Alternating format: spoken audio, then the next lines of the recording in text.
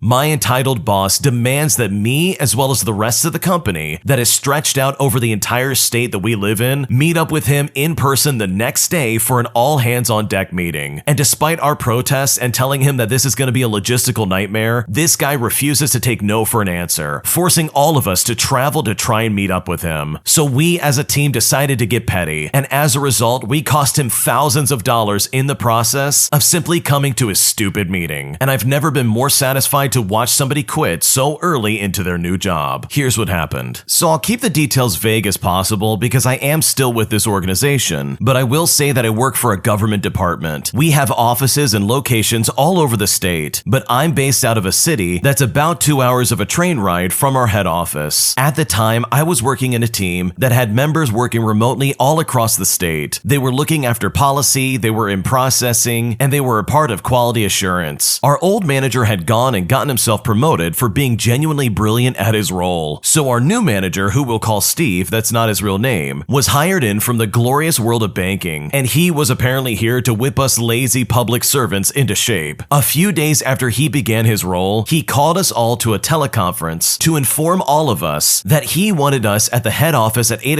a.m., stating that tomorrow morning there's going to be an all-day in-person team meeting. He wanted to see us in person and size us up, as well as understanding what we do, while also trying to see where we weren't keeping up in the private sector. As I mentioned, due to the nature of the work that we were doing, we were all across the state. So in-person entire team meetings were very rare, and if they occurred at all, they were booked weeks in advance. We were all adapted to video conferencing long before COVID even was a thing. Now, some of us tried to tell our new high-flying manager that almost none of us were in the same city as him, and to be there on such a short notice would mean travel expenses, meal allowances, as well as overtime. But this guy simply did not care and told us in no uncertain terms to just be at the head office tomorrow at 8 o'clock in the morning, all before abruptly hanging up on us. Now, I should explain something first and foremost. I'm one of the handful of union delegates in our department, and I know it back to front, specifically the sections dealing with travel, allowances, and overtime. So I jumped into my favorite mode, which is malicious compliance. And if Steve really wanted us there, well fine, we could do that, but it's gonna cost him. So I quickly went about emailing my team, explaining what Steve had done by requiring us to go to the head office at 8 o'clock in the morning tomorrow. And I also provided instructions in what to do. Because we would have to travel outside of our normal working hours, our workday clock started ticking the moment we left our homes and only stopped once we got home. Some of our team traveled overnight, and they were entitled to overtime to travel, a dinner allowance, and accommodations for the night, and the same for when they return home. As someone traveling in the morning before 7 o'clock in the morning, I was entitled to a breakfast allowance, lunch allowance, and if I got home by 9 o'clock at night, I would also get a dinner allowance. So I left my house at 5 a.m. to catch the only train that would get me there in time. The train was running slightly behind, but I made it in time. So with my first 3 hours of my workday down, I've done literally no work. After a brief period of us introducing ourselves to Steve, he proceeds to spend the next 4 hours telling us about all the things he did at the bank, how he made so much money for them, where they would send him as a holiday bonus, and how we're all stuck in the past in the public service, while also claiming that the work that he had seen wasn't up to standards when it comes to the private sector. He had all the cockiness of a financial bro who had always failed upwards because others had picked up his slack. By 3 p.m., my entire team were into overtime paid territory, and Steve was just warming up with his non-charm offensive. Another 3 hours go by, with Steve verbally patting himself on the back, deeply in love with hearing his own voice, but all I'm hearing is ka-ching, ka-ching. We are making some serious cash. Steve decided that 5 o'clock p.m. was a good time to finish up. He stopped mid-sentence, looked at his watch, and unceremoniously said, "That's all for today. Go home now," and then just walked out. After I and a few others gave a few awkward shrugs to each other, we all packed up and started to make our own separate ways home. After literally doing no work all day, I myself got to the train station pretty quickly, and I saw that a train was leaving soon so that I would be able to get home by at least about 8 o'clock. Or I could do something a little bit trickier and instead catch all the station's trains and get home closer to 9:30 p.m. And you know what? No matter how fast I could run, I just couldn't catch that earlier train. What a crazy circumstance that I was stuck in, if you know what I mean. So I guess I would just have to catch all the trains in each station and be clocked out for another hour and a half, on top of having my dinner paid for. What a shame. All kidding aside though, I submitted my claims the next next day, 4.5 hours at double rate, my train tickets, my taxi fares to and from the train station, my breakfast, lunch, and dinner allowances, and for me alone, it was close to a $500 expense claim. The rest of my team also followed suit and ensured they claimed everything as well. Steve actually tried to fight us on approval for the claims, but quickly learned that unlike in the world of banking, most public servants are unionized, and we would make his life a living nightmare if he denied our guaranteed allowances. His all-day symposium blew a good $6,000 in his budget. Needless to say, while Steve was our manager, he never required us to attend an in-person meeting ever again. After that, video conferencing was just fine. Steve eventually only lasted about 6 months before leaving for new opportunities. And you know what he did? He just went back to his old job at the bank. So I guess overall, he was the one who simply couldn't keep up. I think I've had a few managers like Steve in the past. They go into a job thinking they're gonna whip this place into shape. They are clearly under the assumption that everybody else is lazy and he's gonna be the savior of this business, when in reality, there's a good likelihood that everyone is in fact doing their job, and in fact, he's going to be the one that's gonna be the odd man out. And based on the way he acted and the fact that he wanted an in-person meeting the next day is more proof than you possibly need to show that this guy just did not know what he was doing. I mean, talk about going into a job, being this narcissistic, self-aggrandizing weirdo, as well as instantly making an enemy out of everybody that you're around. Like, that's not fair in the slightest for anybody that works at that company. And I also think it's absolutely hilarious that the original poster, as well as their team, decided, you know what, we're gonna milk this guy for all the money we can possibly get. And I honestly think this was well deserved. Like, it would be one thing if they planned this long in advance and they were like, okay, in like a month, we're gonna have an in-person meeting so I can meet up with everybody and we can have a good time and talk about the business. But no, this guy literally only had a meeting to try and stroke his own ego. So with all things considered, it probably really was a good thing that he left. And I think the original poster hit it on the head. This guy clearly was the one who simply could not keep up. If you like Am I the Jerk, you're probably going to love Am I the Genius. Check it out, link down below in the description. My friend is having a baby shower soon, and she invited me to come along, but I honestly am not sure if I should go or not, all because my friend has been very distant from me, as well as acting incredibly weird, and I seriously don't know what to do. So I met my friend Jane and her husband about 5 years ago through a mutual friend. Jane is not her real name. At that time, we grew close quickly and would get together often. We considered each other best friends and bonded over our love of activism, art, design, and similar lifestyles. At the beginning of the pandemic, our friendship started to fade. I was going through a breakup with my then boyfriend of 6 years, and she moved back to stay with her parents across the country. I tried to stay in contact. I was sending care packages, I took care of Jane's plants, I took deliveries for her while she was away. I was feeling alone and stressed out, but I understood with COVID she was going through a lot and couldn't give me the support that I needed. I leaned more on her other friends and my family. When Jane and her husband returned, we weren't as close, but we still would get together often. I could tell she found it hard to relate to my dating stories, and I found it hard to relate to her stories due to some rapidly changing lifestyle differences. Most recently, she and her husband have decided to have a baby. This was a little jarring to me, as we had often bonded in the past over being child-free, and I admit while I am happy for her, I do mourn for our closer friendship, as well as the idea of being child-free friends. I was positive around her still, and I listened to all her worries. I also brought her pregnancy affirmation cards, and generally offered her some good support. It hurt, but I understand that she feels closer to her friends, who are more nurturing, or who also want kids. When we hang out, she talks a lot about her life, and I ask a lot of questions, but she doesn't ask a lot about me, other than asking, well, how are you? I have a major surgery coming up, and she seems to have zero interest in it, which makes me feel like our friendship is very one-sided. Over Christmas of 2022, she reached out to me and said she wanted to give me a gift. Now, I had not been planning on it, but I went out and I got her a thoughtful gift as well. When I gave mine to her, she said that she forgot the gift for me. Fast forward, and for the following 4 to 6 times that we got together, she brought up her gift to me and how she has forgotten it, or she just didn't wrap it up, and she doesn't want to give it to me unwrapped. I never asked about it, and I completely understand that I'm not entitled to a gift, but I have to admit that I'm a bit offended, especially since this was her idea to do an exchange, and I could have saved like, what, $75 in the process? It's now April, and I still haven't gotten my gift, and she still brings it up. Recently, her husband and her friend invited invited me to a baby shower in a few weeks, and as a result, I was sent Jane's baby gift registry. The baby shower is the weekend following my birthday, but I don't have any concrete plans, so I really could attend if I chose to. She did apologize about being a bit absent and not being an active friend, but she did not do it directly to me, but instead did it through our friend group. Now, at this point, I am conflicted about attending, since I feel that I am not in a great mental state about our friendship, but also I don't want to be mean or petty. I am confident I could be pleasant and positive for the party, despite feeling a bit bitter about the state of our friendship. I've been wondering if I should attend while also not even getting her a gift in the first place, or if I should just sit this one out. I do have to RSVP soon, and I'm honestly not sure what to do. This is a tricky one. It really does seem like your friend has been very distant from you and very forgetful of you being a good friend. Like, that's exactly what you were from the sounds of it. You were actively in her life, and you've made a lot of efforts to try and be involved. But based on the gift exchange at Christmas, that was a really good indicator, in my opinion, that she does not value your friendship in the slightest. And as a result, she probably really only sees you as a good acquaintance, if anything. So when it comes to answering your question, I mean, you could go to the baby shower, but I would not get anything expensive when it comes to a gift. I would get something simple and just very cheap. Nothing above $30 in my opinion. And you could use this as an excuse to say, hey, you know what? I am involved. I'm here, I'm showing up, I'm trying to make some kind of appearance in a friend's life. And maybe this could be the beginning of you trying to bring back your friendship with this woman who does mean a lot to you. On the opposite end of the spectrum though, I would completely understand if you sat this one out. For her to say, hey, let's do a gift exchange, and then not exchange a gift with you is, in my opinion, completely inappropriate. And it's super toxic for her to keep bringing it up and to be like, oh, sorry, I didn't get your gift again. Like, why are you reminding me of that over and over again? So hopefully with whatever you choose to do with this situation, your decision is based off of what you would prefer. Because from the sounds of it, it really does sound like your friend has been very dismissive of your feelings. And that, in my opinion, absolutely needs to be taken into account. My entitled managers refuse to give me a meal benefit plan as I'm out in my city doing my job. So as a result of maliciously complying, I push them to not only get their legal team involved, but also forcing them to cave in and giving me, as well as my coworkers, the meal benefit plan that we deserve. Here's what happened. So to start off, here's a bit of backstory from a few years ago. I was working in healthcare. I was an HTA nurse, which around here is a nurse which travels around the city area doing health assessments which don't require a call from 911. My job was essentially picking up the jobs which do not require immediate response and try to treat the patient either at home or, if not possible, give instruction as to where they can get treatment for whatever was the ailment at the time. It was a job to assist people so that they wouldn't come to the ER with small injuries or illnesses that could easily be fixed and taken care of at a normal regular healthcare center. Also, my other part of the job was to go around and treat patients who might have IV treatments regularly or other like-minded stuff like that. Now, here's where my biggest issue came in. I noticed that as we drove around large areas from one patient to another, we had to stop for lunch at some point, and we would have to pay for our lunches from our own pocket, regardless of what it costed us. Now, this is common practice for something like the paramedics, as they usually eat whenever they can, and usually they're at some gas station getting food, so it's typically somewhere where they currently are and they just have time to eat. Now, with that in mind, I usually read the contracts pretty carefully, which comes from my previous career as an engineer, where I had to make foolproof contracts and avoid stepping on traps. And our healthcare union had negotiated that if your work requires a certain amount of time traveling, you should be entitled to a tax-free meal benefit. Now, I wasn't completely sure about it, or if that particular statement would apply for the job I was doing, but I decided to ask stupid questions about it and eventually force my supervisor to contact the management just to get a statement on the issue at hand. From the management, it went to the legal department and they began to delve into it, and it lasted for weeks. And this is because they couldn't outright deny it, and they eventually came to a conclusion that it could not be applied to the job which I had. Now, I was a little annoyed at this, but I decided to not contest it any more than that. But that's when another statement which the union had negotiated for us came to my attention, and that stated that if we have an office or a station, as well as a social space where we can warm up meals in like a microwave or a coffee maker, then we are entitled to have lunch break for about 30 minutes a day at the regular office where we leave every morning. And just to kind of recap, I mentioned earlier that our area is rather large. So if I was working on northern parts, for example, it could take about 2 hours to drive there, spend 4 hours with the patients around that area, and then drive back to the station in an 8-hour shift. So I agreed with the bosses that I would drop the issue with the meal benefit, and I will then instead eat at the office. And they agreed to this as well. I even got this in writing in an email, stating that I could do this. So moving forward, not every day but a few times a week, when I was assigned to some faraway area, I jumped into the car, I drove there, and did maybe one patient call. Then I had to hurry back so I can begin my lunch break, take my 30 minutes to eat, and then drive back to do another patient, and then drive all the way back. That's a lot of driving, and it's a big waste of time. Eventually, after doing this for a while, I was confronted about this, and I just simply explained that because I can't afford to eat lunch every day, I just have to eat my own cooking at the office. And as we don't have a meal benefit, I'm practically forced to drive back and forth so that I can have my law-abiding lunch break. They were absolutely dumbfounded at first, but they could not squirm out of it in the slightest. Now, the common practice for who knows how long basically was that the paramedics and anybody else just kind of went along with it and paid for their own meals, as they literally didn't know any better. They had always had the possibility to go back to the station to eat, and I'm quite sure that we were all entitled for that meal benefit since it is prescribed by law, plus the union agreements in a way, basically stating that if you can't eat in a regular way at the office, you should and are entitled to a meal benefit instead. But up until me, literally no one else contested this in the slightest. Now, since they were so dumbfounded, they actually asked me to not do that in the future. But I responded to that by blatantly asking them if they're going to give me a meal benefit of any kind, because if they don't do it, I'm entitled to come back to the station and eat for my 30 minutes. Now, the discussion went on a little bit longer on this subject, but eventually they caved in. They arranged the meal benefit for every nurse and paramedic on the department, as they couldn't find a way out otherwise, and they couldn't have us driving back and forth and not performing our job in the slightest. So thankfully, in the end, I don't have to do all that useless driving, and now I get a meal plan simply because I decided to maliciously comply. Yeah, this story alone is why unions exist, because otherwise people get taken advantage of. There's a time and a place where unions are very useful, and this is literally one of them. The original poster probably cost them a lot of money just to teach them a lesson and explain to them, hey, if you want me to eat at the office, it's gonna cost you a pretty penny. So I really think it was cool to see this original poster stand up for themselves, because having to drive back and forth like that is seriously not worth the cost. And if they had simply just given them the meal benefit plan like they asked in the beginning, they literally could have avoided all of this trouble in the first place. My entitled cousin claims that she spent some quality time with my boyfriend who passed away last year, and I'm not sure if she said this just to be mean or to try and hurt me, or if this really is the truth. And at this point, I don't know what to do. So almost a year ago, I lost the man that I consider the love of my life. He passed away in an accident unexpectedly. It was tragic, and I went into depression. He was the man I wanted to call my husband and have a family with. There were so many things we wanted to experience together, I just couldn't deal with it, and the pain was very strong. Thankfully, I had a few people who were there for me. I also went to therapy, and it really helped me. It still hurts a lot, but I'm doing my best to get through it. Now, here's the issue. I have this cousin who I see from time to time, but I don't really get along with. She only contacts me when she needs help with something. She used to have a lot of issues and trouble that she continues to struggle with to this day. So I used to feel a bit bad about her, and I would just try to help her out a little bit. 2 days ago, she called me because she wanted to know if I could take care of her kids, and this was just going to be for a few hours. She is a single mother of 2. I told her that I couldn't do it because I had to study for an exam, and right about then, she started to get mad. She went on a rant and told me that I was a jerk, saying that I was lying and things like that. I told her I was done with her and her insults, and right as I was about to hang up, that's when she told me something that absolutely ruined me. She said that she spent some quality time with my former boyfriend for 3 months, and that was all the way up until the day that he passed away. Now, when she said that, I just couldn't believe it. I was in disbelief. I was completely shocked, but I didn't know if it was true or not. I told her to shut up and that it was all lies. I then said that she needs to take her medication, and then I just hung up on her. I started to cry. I was in so much shock. I wasn't ready for that. I know she has some bipolar issues, but I also know for sure that she has spent some quality time with plenty of people who've been married and taken men as well away from from their wives in the past. I am so confused. I have such a hard time believing that my boyfriend would have been able to do that to me. He didn't even like her, and she didn't like him either. I don't think she was his type, and he told me she was bringing up too much drama. If it is true, I never saw or noticed anything. I can't believe it, but it put some doubts in my mind. I'm feeling lost and confused now. Is she lying? Did she invent this because she wanted to be mean or just to hurt me? What should I do? There are two possibilities here, and both of them really do not reflect well on your cousin. For starters, there's a good chance that she said this just to be mean. She wanted to think of the worst thing that she could think of just to try and hurt you. And she knows that you're mourning the loss of your boyfriend, and she knows that if she said that she had spent some quality time with him, that would absolutely destroy you. And by the way, this is over you not babysitting her kid for a few hours. I'm starting to figure out why she's single, by the way. Hopefully you are too. The other possibility that I honestly don't believe is that maybe she did spend some quality time with your boyfriend, but still that only reflects badly on her. And based off of what you're describing, I just don't believe that that might be the case. Your boyfriend clearly did not like her, and it sounds like he recognized her as just a drama magnet. There's also no way of corroborating that kind of claim, and in my opinion, there's no point in trying to dig deeper into that. So instead of asking if this lady's lying or not, I think you need to ask yourself, why am I still in contact with her? She is clearly trying to manipulate you and use you so you can be some kind of free babysitter for her, and even if she did have a thing with your boyfriend, she only brought it up to try and hurt your feelings. So I would honestly start the process of removing this lady from my life for good, and that's regardless of what the truth is. Honestly, I am so sorry that you lost your boyfriend, but you're going to be so much better away from this crazy cousin. She does not have your best interest in mind, and in my opinion, it really seems like she is just trying to hurt you. Thanks for watching. When you subscribe, make sure to hit the bell to turn on notifications so you never miss a video. To finish listening to all the stories, use the playlist at the top of the description. And if you like Am I the Jerk, you're probably going to love Am I the Genius. Check it out in the description below and subscribe.